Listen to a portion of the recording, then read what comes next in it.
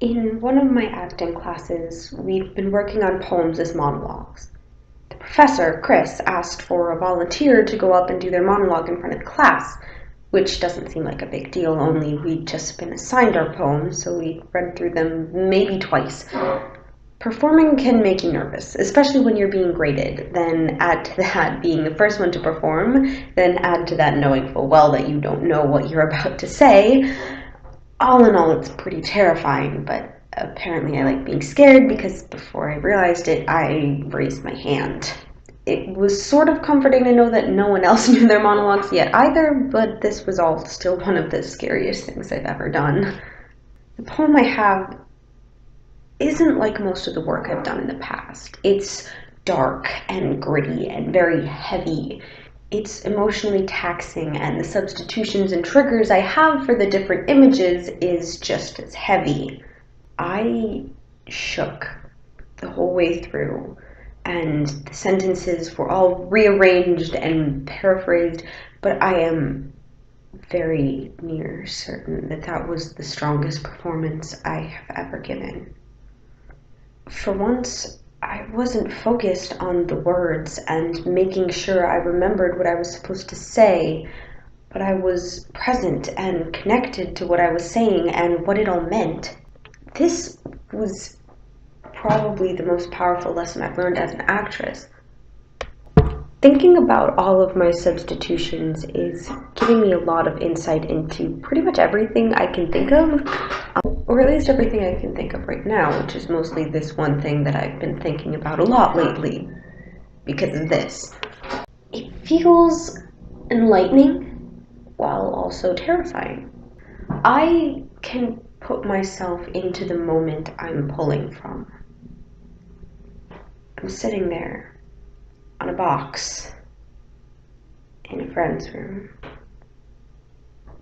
I can see exactly what I'm wearing. Feel the weight of my hair that's still long.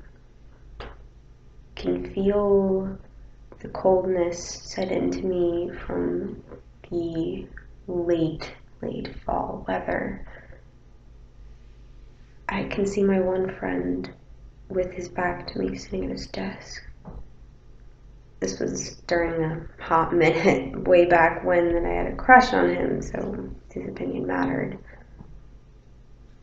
I can't see my other friend, but I know he's behind me, paying me very little mind. I can hear the conversation we're all having like it's underwater. I can see it playing out, but it's all fuzzy.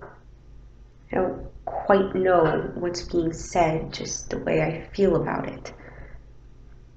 And I get hit in the chest with a feeling of worthlessness, and my consciousness drops to my feet. And I remember they dismissed what I was saying without a second thought. They dismissed everything about me without coming out right saying it.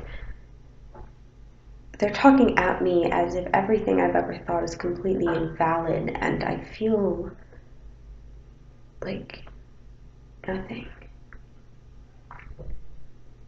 They won't listen to what I have to say, and I'm just letting it be. I want to speak up, but something is stopping me.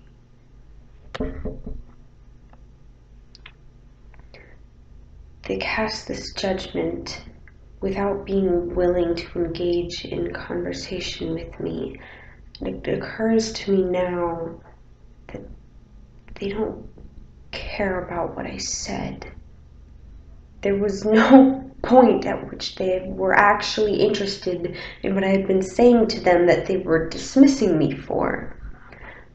Arguing against me and being right was more important to them than what they were actually disagreeing with. They do this all the time and everyone just lets them, but I don't want to let it happen anymore.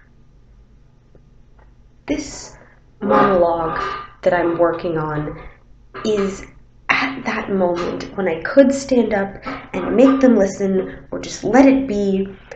And in this monologue, I'm not letting it be. Of course, it's not about this particular situation that I had with them, but it's about the same feeling, that feeling of worthlessness, like they don't care what you said or what you have to say about it. They just want to be right. They want to fight you, and they haven't been listening to you, and now you're going to make them. Now I am going to make them. I am going to stand up and say what I have to say, and they're going to shut up and listen to me. Really listen, not just hear.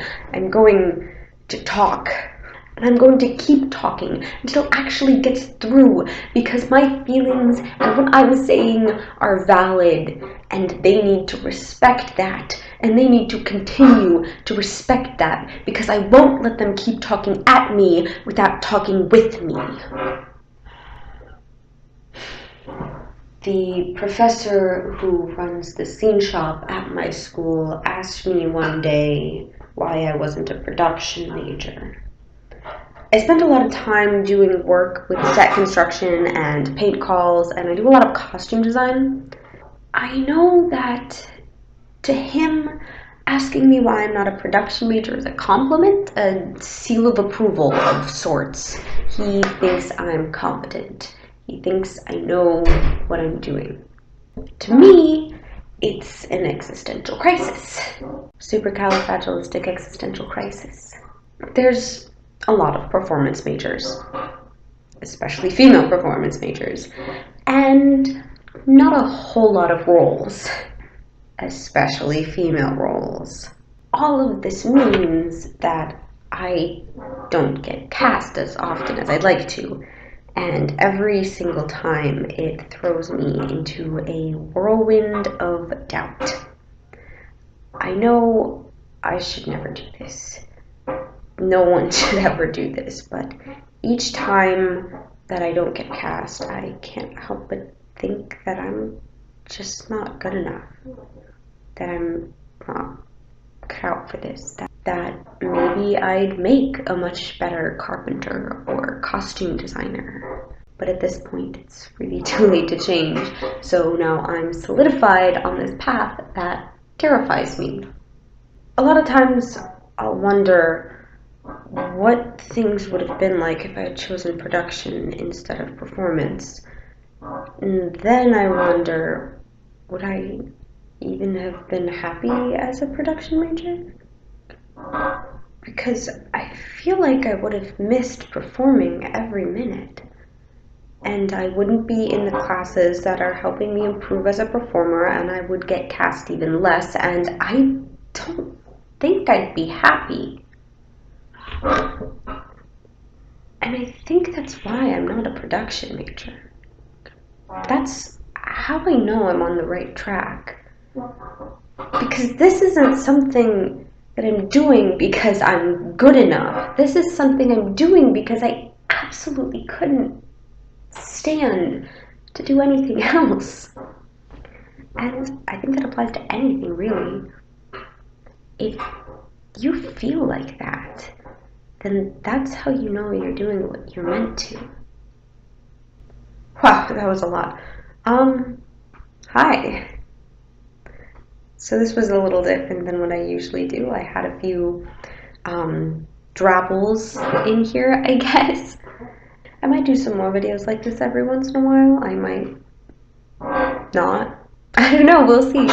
Anyway, I hope you had a good 2 weeks, because I'm awful and didn't get a video out last week. And I hope you have a good upcoming week until my video that I'm going to put out next Monday. For probably, hopefully, sure.